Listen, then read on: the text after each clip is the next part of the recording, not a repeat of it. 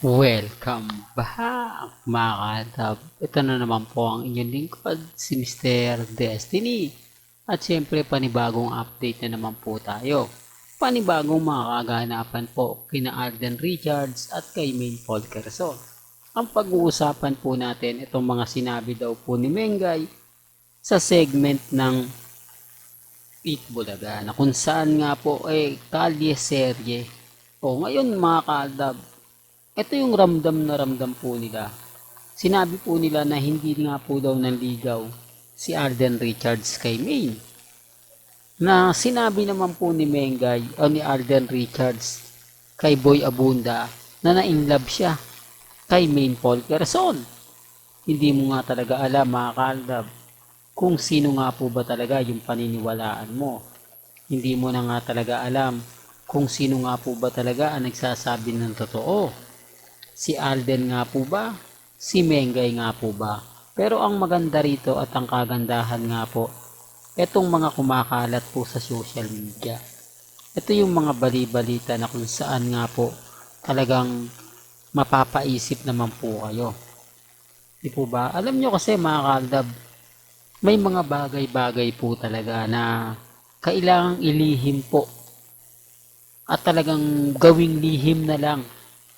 Pero sabi ko nga po sa inyo, imposible naman pong hindi nanligaw si Alden Richards. At dahil sa mga sinabi ni Alan Kay na hanggang saan yung kumbaga kayang, yung ibig sabihin mga kaldab na tinanong ni Mengay at talagang pabalagbag ang sagot naman po ni Alan Kay.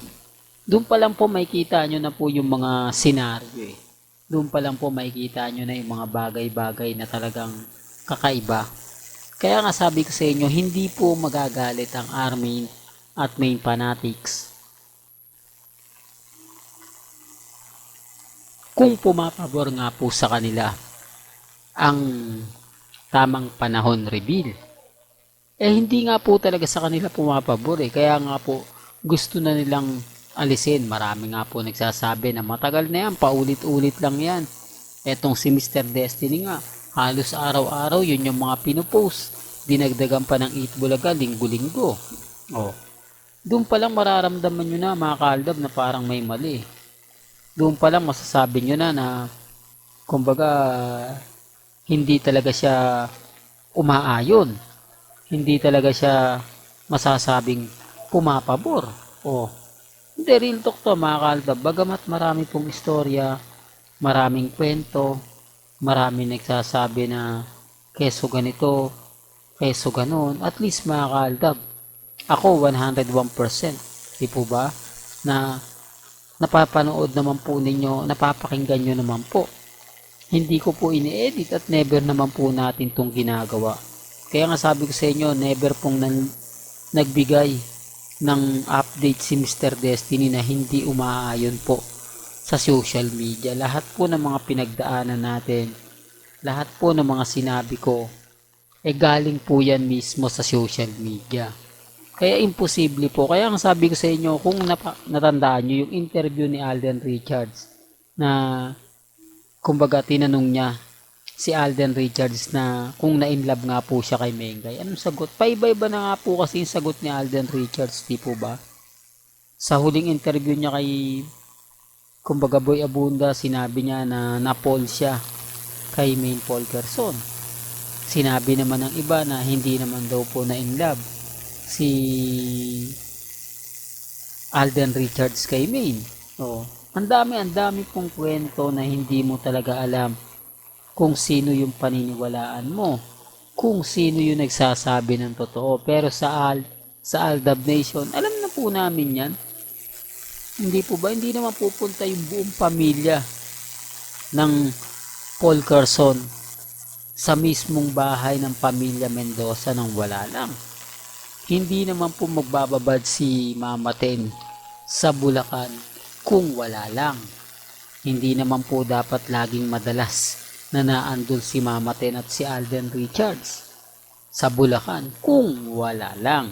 Hindi po ba? Kaya nga sabi ko sa inyo, ako po yung tipo na hindi po nila mababasag. Ako po yung tipo na talagang 101% na updated po pagdating sa ganyan. Bagamat marami tayong kalaban, maraming kwento ang lumalabas na keso ganito po, keso ganyan po. Okay lang po yun. Kasi alam naman po natin ang buong istorya. Alam naman po natin ang buong kwento.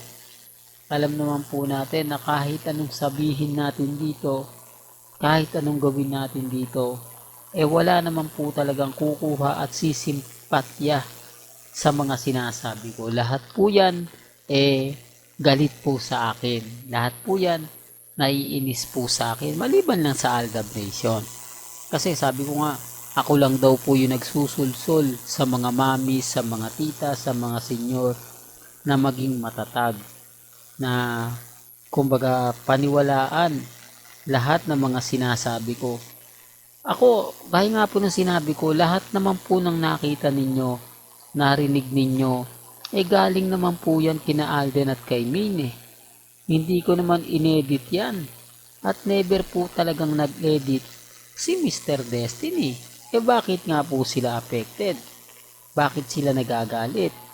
Kung sa tingin nga po nila, yung mga sinasabi ko ay hindi totoo. Hindi po ba? Hindi real to kasi sabi ko nga kung hindi nga po totoo, bakit nga po ba galit na galit sila sa akin? Inis na inis sila sa akin. Yung tipong ano man po yung sabihin ko, kumbaga kinaiinisan nila. Ano man po yung ipaliwanag ko, fake news para sa kanila. Yan ang patunay mga kaaldab na bawat salita natin o bawat sinasabi natin, nakakaramdam sila ng galit. Nakakaramdam sila ng inis. Nakakaramdam sila o apektado sila sa madaling salita. Kasi kung hindi naman po sila affected hindi naman po nila yung gagawin. Kung sa palagay po nila na hindi tama o yung mga sinasabi natin, sa tingin nyo, maglalakas loob pa po ba yan? Siyempre hindi na. Kaya yun ang sinasabi ko madalas mga kaaldab na sa channel po ni Mr. Destiny, marami talagang update na masaya at siyempre pabor na pabor po para po sa atin. Bagamat marami tayong kalaban, maraming mga dumadaan sa channel natin na naiinis. Normal lang po yun. Sa akin mga kaaldab, ang importante lang po kung ano yung nababasa ninyo, napapakinggan. Normal lang po yan. Kasi ako naman po, hindi natitinag. Gaya nga po ng mga achievement na nakukuha nga po ng real life couple. Hanggang dito na lang po ang ating latest updates. Kaya kung gusto niyo pa po ng pinaka-latest at sariwang update, abay tumutok lang po kayo dito po sa channel ni Mr. Destiny para updated po kayo sa mga bago at sa mga latest na i-upload po natin maya-maya lang. Hanggang sa muli, salamat po sa panonood at pakikinig.